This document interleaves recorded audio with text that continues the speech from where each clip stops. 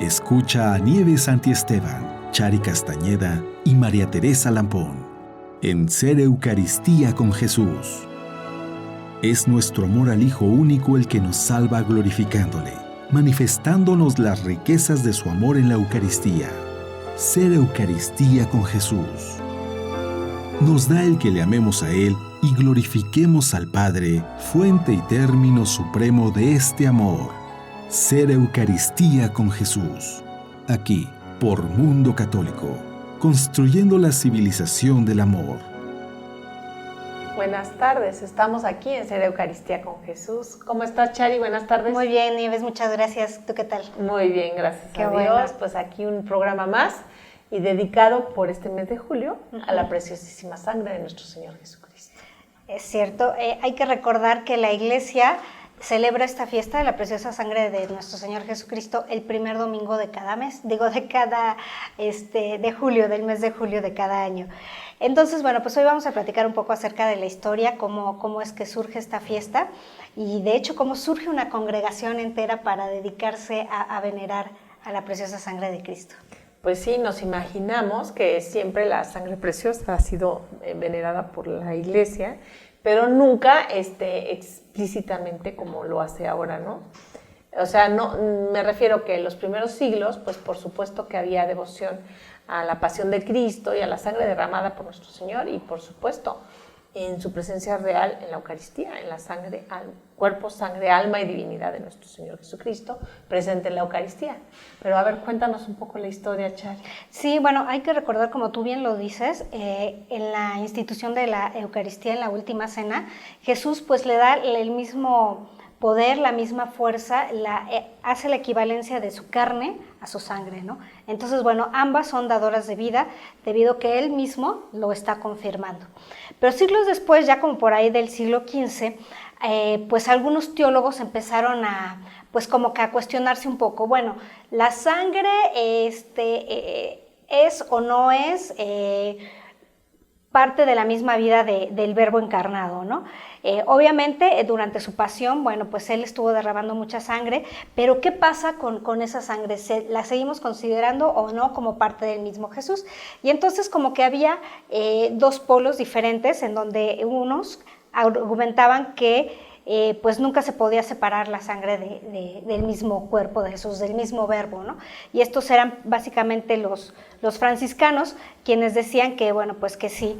Y los dominicos también estaban a favor de esta postura, exactamente. Pero fue hasta el Concilio de Trento, que fue en donde se llamó al cuerpo y la sangre de Jesús como partes propias del mismo Dios, ¿sí? Entonces, a partir de entonces ya sabemos y ya tenemos, pues ahora sí que la confirmación de que no podemos separar su sangre de su cuerpo y que ellos son parte indisoluble de lo que es la segunda persona de la Santísima Trinidad. Pues sí, es obvio que la sangre viene del mismo Jesús. Jesús es parte, o sea, es hombre, es verdadero Dios y verdadero hombre de la Santísima Trinidad, ¿no? Uh-huh. El Padre, el Hijo y el Espíritu Santo, y por supuesto que la sangre preciosa proviene de Jesús, y si hay y sigue habiendo polémica, actualmente hay una devoción que surge en Nigeria de la preciosísima sangre, y pues es una de las cosas que se le critica, es el hecho de que se le trate a la preciosísima sangre como independiente del ser que es el que da la sangre, que es Jesús, ¿no? Sí. Es muy delicado y bueno, los teólogos saben más que nosotros y bueno, hay que respetar un poco todo esto, ¿no? Fíjate que qué bueno que lo comentas. Esta es una devoción que surge en los años 90, como tú bien comentas, en Nigeria. Y bueno, pues muchos teólogos y específicamente la Arquidiócesis de México se dio a la tarea de investigar, bueno, qué es lo que están proponiendo con esta devoción, si realmente se apega a la tradición y al magisterio de la Iglesia o no, y llegaron a la conclusión de que no. Entonces, tengan mucho cuidado si escuchan de esta devoción que viene de Nigeria. Hay un supuesto vidente que es el que está promoviendo esto, que se llama Bernabé. Entonces, esa devoción no está autorizada por la Iglesia Católica, sobre todo aquí en México. La Arquidiócesis de México la rechazó. Así es, bueno, y también tenemos que entender que muchas veces estas devociones, por ejemplo, en el caso de Luisa Picarreta, fueron muchos años prohibidas sus revelaciones. Y sin embargo, ya muerta, pues la Iglesia empezó a aprobarla y a permitir la devoción de la divina voluntad. Entonces no sabemos qué va a pasar con Bernabé, no podemos nosotros juzgar, simplemente tenemos que obedecer. Exacto. Y entonces, pues si en este momento la Arquidiócesis de México ya se pronunció y dijo que tengamos cuidado con esta devoción, pues tengámosla y seamos obedientes, ¿verdad? Bueno, pues sigamos. Exactamente, pero entonces a lo que sí podemos seguir venerando es a la parte que sí está completamente de acuerdo con el magisterio y la tradición de la Iglesia. Hay que recordar, como hemos platicado en programas anteriores, cuando hablamos, por ejemplo, sobre el Sagrado Corazón de Jesús, que mencionábamos que aunque se venera el corazón, que es físicamente un músculo, pero que pertenece al mismo Jesús, ahí lo que estamos recordando es el amor y la misericordia de Dios.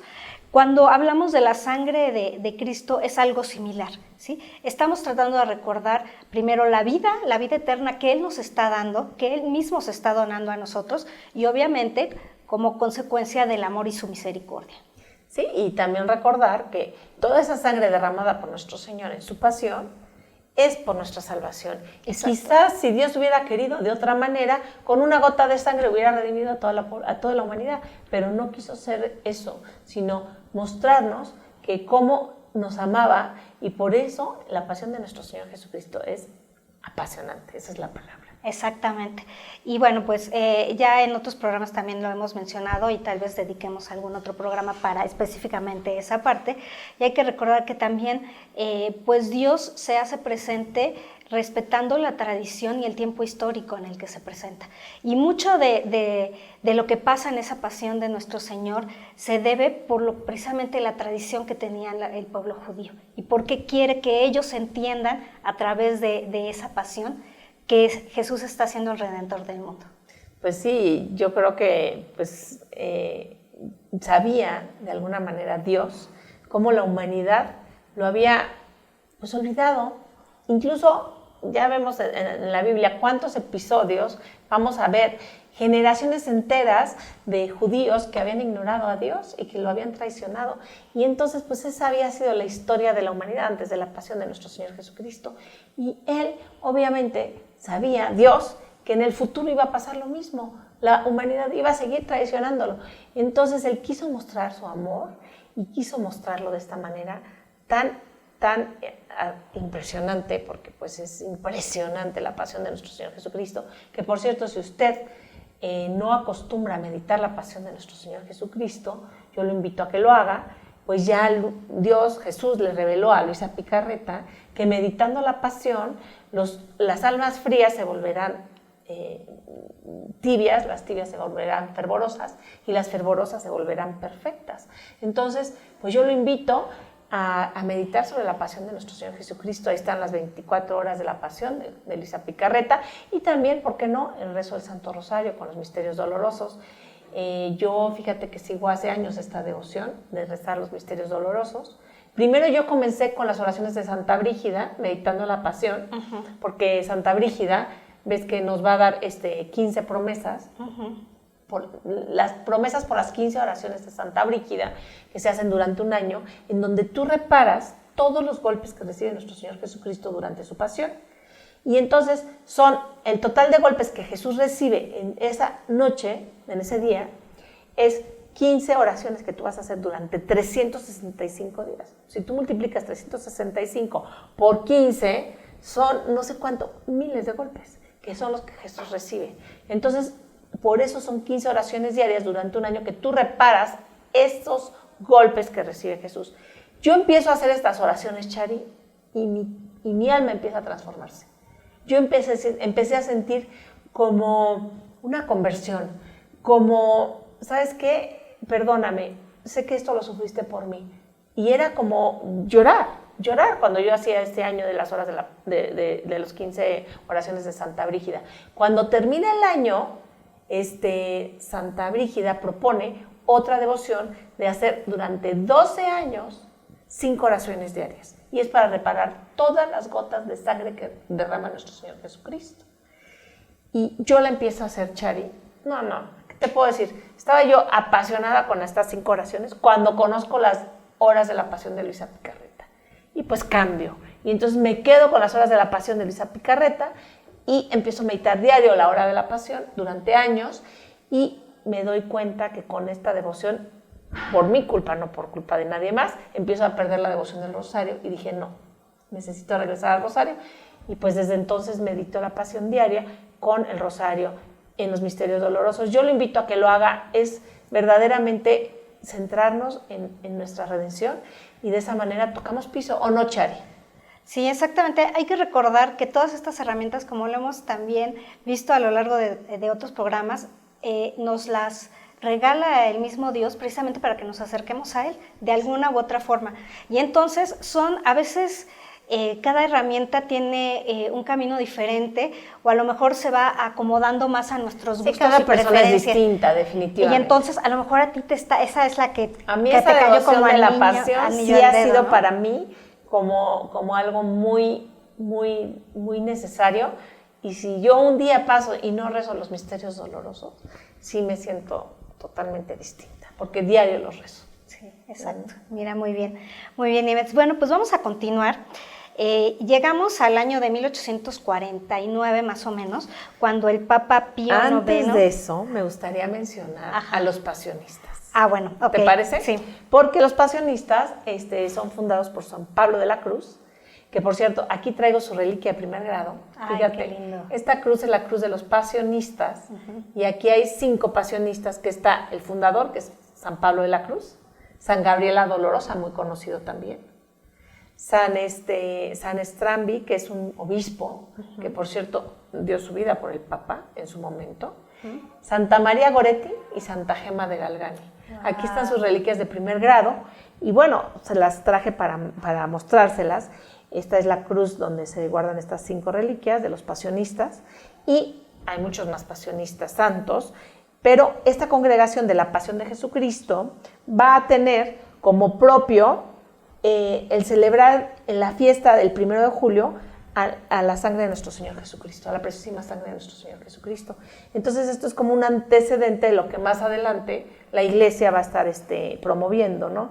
Y la devoción a la preciosísima sangre también la va a promover mucho este obispo que se llama San Vicente María Strambi, que va a profundizar en ella y va a propagar, incluso escribe un opúsculo para el mes de la preciosísima sangre, que va a ser julio. Okay. Entonces, pues es y esto es en el año, San Pablo de la Cruz muere en 1775. Ok. Sí, pues fue entonces muy pocos años después cuando lo que les iba a platicar del Papa Pío IX, que él estaba desterrado porque había ahí esos problemas de que quién era el Papa y que si el Papa estaba en Roma o que si estaba en quién sabe dónde. En Aviñón, ¿no? Ajá, exactamente, en Francia.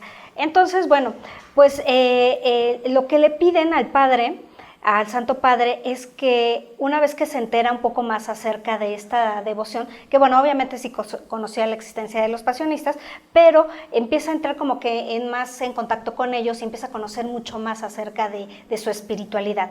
Y entonces se le propone que él le pida o que haga como que una especie de promesa a que si puede regresar sano y salvo y ya con todas las condiciones necesarias para volver al poder en Roma, establezca una fiesta especial ya a nivel, pues ahora sí prácticamente mundial, para celebrar o para conmemorar a la preciosa sangre de Cristo.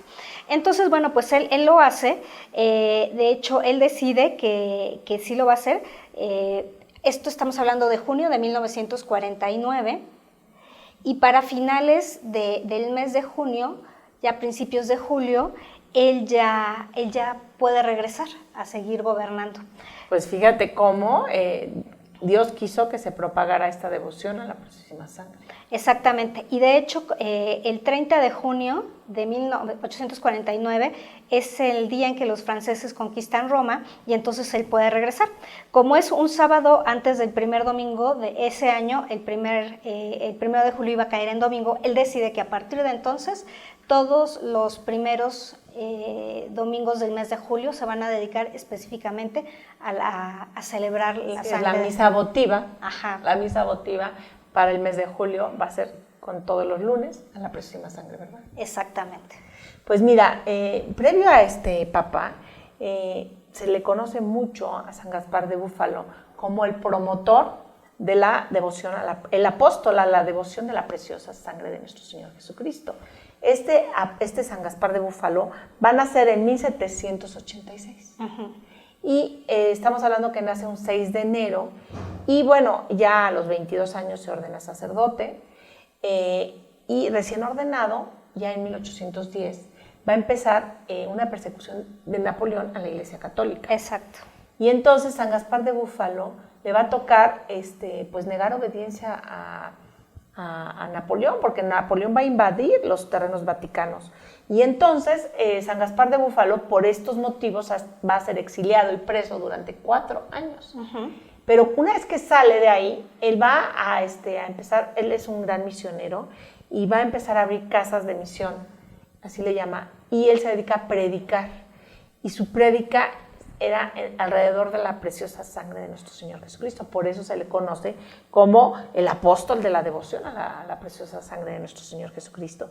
Y yo creo que es muy importante todo lo que él va a ir marcando, porque incluso más tarde va a abrir con la congregación de las hermanas adoratrices de la preciosa sangre de nuestro Señor Jesucristo. Exacto. Entonces, pues todo esto es también como pues un antecedente a esta época donde el Pío IX va ya a dar a conocer esta devoción a nivel mundial, porque pues gracias a este santo, San Gaspar de Búfalo, ya en Roma se va a empezar a hacer pues la fiesta de la preciosa sangre, previo a que el Papa la lleve al mundo entero en una misa votiva para el mes de julio. Pero como estamos viendo, pues esta devoción, pues la quiso el cielo y la marcó muy claramente para el mes de julio, ¿verdad? Exactamente, sí. Y fíjate que algunas de las características que tenía San Gaspar y sus seguidores es que eran muy austeros. Ellos trabajaban mucho, además de obviamente de la prédica, trabajaban para sostenerse en sí mismos, y la gente que pues los veía se daba cuenta de su testimonio, y eso hizo que atrayeran a mucha más gente se convirtiera. Así es. Y luego se va a desatar en Roma una cólera, y entonces va a pedir San Gaspar de Búfalo que se haga una verdadera devoción a la preciosa sangre de nuestro Señor Jesucristo en agradecimiento una vez que se acaba la cólera. Exacto, exacto. Y entonces, bueno, muchos milagros se van a ir realizando gracias a esta hermosa devoción. Años después, o en 1836 él muere, no sé si vas a comentar antes algo de su muerte, y se siguen realizando muchos milagros a través de su intercesión. Entonces el pueblo, la gente que lo conoció, ya realmente lo consideraba como santo, y es hasta el año de 1954, imagínense ya pues hasta el siglo pasado, que es realmente beatificado y canonizado. Sí, y San Juan 23 va a ser un gran devoto de San Gaspar de Búfalo, y también va a darle culto a la devoción a la preciosa sangre de nuestro Señor Jesucristo. Exacto. De hecho, hay que recordar que San Juan 23 promovió como un ajuste o una renovación del calendario litúrgico, y entonces ahí él vuelve como que a confirmar y a decir, esta fiesta del primer domingo de julio la vamos a seguir manteniendo. ¿Es el primer domingo de julio o el 1 de julio? El primer domingo de julio. Ya, con razón siempre cae el domingo. Sí, exactamente. Ya entendí. Por eso siempre lo celebran. Ya.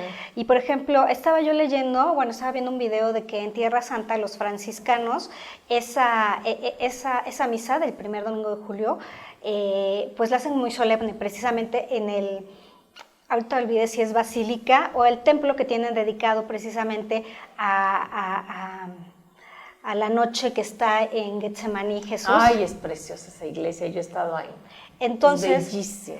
Hay una piedra, tú nos dirás sí, ahorita, donde se supone que cayeron. Se derramó la sangre de nuestro Señor Jesucristo. Exactamente. Y entonces está el altar, y luego acordonan frente al altar una área muy grande donde está un pedazo de piedra, que es donde Jesús pasó la noche en el Getsemaní, y entonces se rescata esa piedra y se venera, y está acordonada, y lo más que puedes es extender la mano y tocarla. Okay. Y es donde, sí, es la iglesia del Getsemaní, que está ahí en Jerusalén, y es bellísima, bellísima esta iglesia. Y bueno, continúa. Sí, y entonces lo que hacen los franciscanos es que en la piedra, y hay como, bueno, lo que entendí, como que alrededor una explanadita, que es la que acordonan, sí, la llenan de pétalos de rosa ese día, y la misa especialmente la van a celebrar por la paz, especialmente de Tierra Santa, pero también por toda la paz del mundo. Pues sí, ahora sí que quien nos va a traer la paz, y no ahora, sino siempre va a ser la sangre preciosa de nuestro Señor Jesucristo. Porque si nosotros, Chari, lo recibimos en la Eucaristía, exacto, con devoción, con verdadero respeto, con temor de Dios, porque hoy el Evangelio, no sé si lo leíste, hablaba del temor de Dios que le pidió Dios a Moisés cuando Moisés se acercó a la zarza que estaba ardiendo. Entonces le dijo, quítate los zapatos porque estás frente a Dios. Entonces Moisés no pudo voltear a ver a Dios. No se atrevía. Y se quitó los zapatos. ¿Qué será de nosotros que recibimos la Eucaristía? Porque recordemos siempre que este programa es Ser Eucaristía con Jesús. ¿Y qué podemos, en el momento de comulgar, que vamos a recibir la sangre preciosa de nuestro Señor Jesucristo, así como su cuerpo, su alma y su divinidad? ¿Qué mejor regalo podemos darle que nuestra humildad, reconocernos nada al lado, tener temor de Dios, de comulgar sacrílegamente, es muy importante, y ir bien confesados, ¿o no, Chari? Exactamente. Ir con esa conciencia de que estamos recibiendo, como acabas de decir, su cuerpo, su sangre, su alma, su divinidad, y pues pedirle esa transformación en cada uno de nosotros. Y ser testimonio ante su presencia, siempre con mucho respeto, con mucho temor de Dios. El temor de Dios es una, ¿cómo se dice? Es una virtud, el temor de Dios es se me fue el nombre, no son frutos del Espíritu Santo, son bueno, el temor de Dios es necesario tenerlo para nosotros darle la suficiente reverencia y reconocernos nada a su lado. Entonces, frente a su presencia eucarística, nosotros podemos ser buenos, medianos o pésimos testimonios, porque lo más triste hoy en día es entrar a la iglesia y ver a los católicos murmurar y hablar como si no estuviera Jesús ni Dios presente. Sí, y hay que recordar que este temor de Dios no es tenerle miedo a Dios, sino es un respeto, en primer lugar, ese respeto del que nos hablas, Nieves, y a lo mejor una especie de temor de alejarnos de Él. Y de ofenderlo. De ofenderlo, y hay que recordar que cuando nos alejamos de Él o cuando lo ofendemos, a los primeros que estamos haciendo daños a nosotros mismos. Él no nos necesita. Entonces, por eso es que tenemos que tener a lo mejor como esa precaución, recordar, tengo que estar atento de no caer en eso. Es el santo temor de Dios. Ajá, exactamente. Y bueno, aquí también con la preciosa sangre, que es lo mismo, es la presencia real en Jesús Eucaristía. Exactamente. Y bueno, pues hoy en día tenemos algunas reliquias de la sangre de Cristo, bueno, aparte de los milagros eucarísticos, que eso, bueno, es diferente, y me gustaría comentarles uno que yo tuve oportunidad de ver, me encantó, que es una reliquia, cuenta la historia que José de Arimatea, cuando después de que bajan el cuerpo de la cruz, y pues van a empezar a limpiar el cuerpo precisamente ya para amortajarlo y dejarlo en la cueva, uno de los trapitos o uno de los paños que utilizaron para limpiarlo, José de Arimatea lo guarda. Y entonces fue rescatado después de muchos años, sobre todo en la época de las cruzadas, cuando muchos de los cosas santas, objetos santos, los llevaron a Roma. Y a varias catedrales de Europa durante la Edad Media. Ahí se rescató este lienzo que tiene la sangre de Cristo. Este lienzo se encuentra en la Basílica de la Santísima Sangre de Cristo, que está en Brujas. Es una basílica pequeña, pero muy, muy bonita. Y este paño está como enrolladito y se encuentra dentro de un tubo de vidrio, o sea que se puede ver. Lo exponen esta reliquia todos los viernes del año y especialmente varios días durante el mes de mayo, todos los días, para terminar con la fiesta de la Ascensión de Nuestro Señor, en donde van a hacer una peregrinación a lo largo de toda la ciudad, o por lo menos del centro de la ciudad de Brujas. Brujas está en Bélgica. Exactamente, Brujas, Bélgica, qué bueno que lo mencionas. Y de hecho, San Juan Pablo II, cuando era todavía cardenal, algunas veces tuvo la oportunidad de acompañar a esa procesión. Ahora, bueno, me gustaría platicarles cuál fue mi experiencia. Cuando yo fui a Brujas, fue un fin de semana, estaba ahí visitando y fuimos a la basílica con un grupo de amigos. Llegamos, estaba expuesta la reliquia, estábamos formaditos para pasar a verla. Cuando llego y la veo, realmente me extrañó mucho porque realmente yo no esperaba ver qué era lo que iba a ver, y entonces sí se ve algo pues extraño, en el tubito se ve algo pues muy muy extraño. Pero bueno, la señorita que le estaba cuidando, que estaban ahí custodiando, me dice que puedo tocarlo. Al momento que lo toco, una emoción tan grande pasó por todo mi cuerpo, así fue instantáneo, pero fue tan grande ¡Qué belleza! Que las lágrimas me empezaron a correr, pero no me podía controlarlo. Y yo estaba llorando y llorando, y bueno, pues ya me salí de la fila y me fui al altar. Pero bueno, creo que la mayor emoción que yo sentí en ese momento fue el recordar que Jesús, como lo dijiste hace unos instantes, muere por mí en la cruz para salvarme. Exactamente, eso es lo que tenemos que reflexionar. No preocuparnos por los demás, sino por nosotros mismos, por nuestros propios pecados. Ya lo dijo Jesús en la Pasión, se lo dijo a las santas mujeres a las mujeres que están con la Virgen María en la procesión hacia el Calvario. Cuando Jesús está cargando la cruz, les dice a las mujeres, ¿no? Les dice, no se preocupen por mí, no lloren por mí, lloren por sus pecados y por los de sus hijos. Exacto. Entonces eso es por lo cual creo que son las lágrimas más agradables para el cielo, cuando lloramos nuestros pecados, porque reconocemos que eso es lo que ha lastimado a nuestro Señor.